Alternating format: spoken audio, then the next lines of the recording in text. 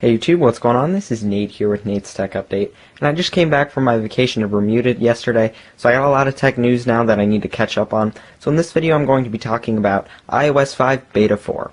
Now Apple seeded this to developers on Friday, July 22nd, and for those of you who don't already know, Apple made this as a usual firmware download available on the computer, but they also made it as an over-the-air Delta update.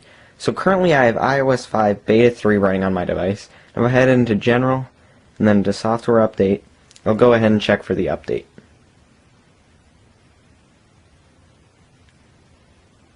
As you can see here, iOS 5 Beta 4 is now available for download.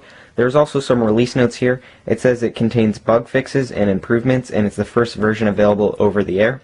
So when I say this is a Delta update, what it means is that it is only downloading the changes that are available in the new update for the operating system. So beforehand, like when you would plug your device into iTunes and you would download an update, you have to download the entire operating system over again, even if there's only a couple changes such as patching an exploit for a jailbreak or something along those lines. So the convenience of this is going to be a lot better because it's going to be faster since you only have to download the changes. And this will allow you to avoid actually having to own a computer to actually own an iOS device. You'll see here that this is a 133 megabyte file, so it's pretty large.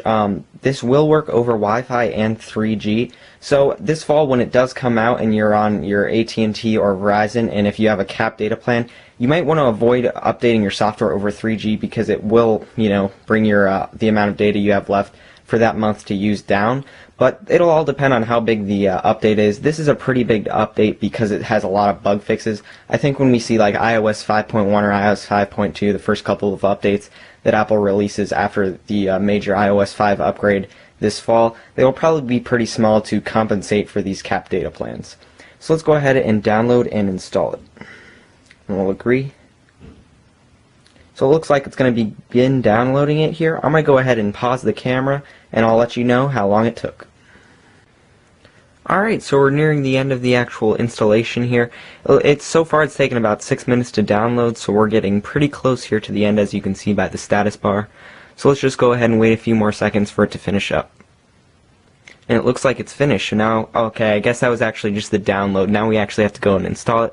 So it says iOS 5 Beta 4 will be installed automatically, so I don't even have to click on anything. It's verifying the update here.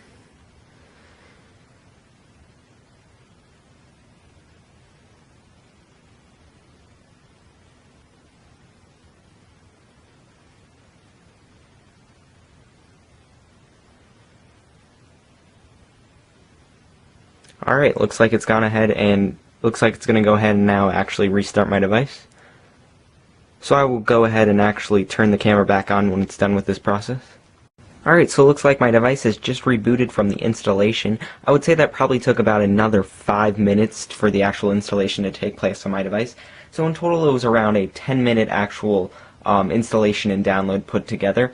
So that's pretty good timing considering it's all taking place on the device. I'm not actually plugging it into iTunes.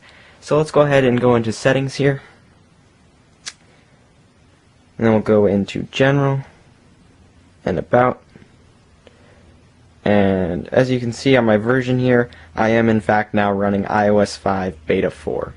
So that's been an inside look on the over-the-air Delta updates now available from iOS 5 Beta 3 to iOS 5 Beta 4. Apple will probably implement these over-the-air updates in all of the upcoming betas as we near closer and closer to this fall release date. As far as other new features found in iOS 5 Beta 4, haven't really noticed anything too notable that I wanted to share with you, but the stability of this overall build is much better than Beta 3. As more and more betas continue to come out, the stability of all of them has continued to increase and less bugs have appeared for me, and I'm probably going to use Beta 4 as my actual primary operating system right now because it's just that good. I've also noticed a lot of battery increase since Beta 3 to Beta 4. My battery percentage has not been dropping nearly as much as it did in the previous betas. So please leave a comment below and let me know what you think about over-the-air updates. Please like the video and subscribe, and as always, have a nice day.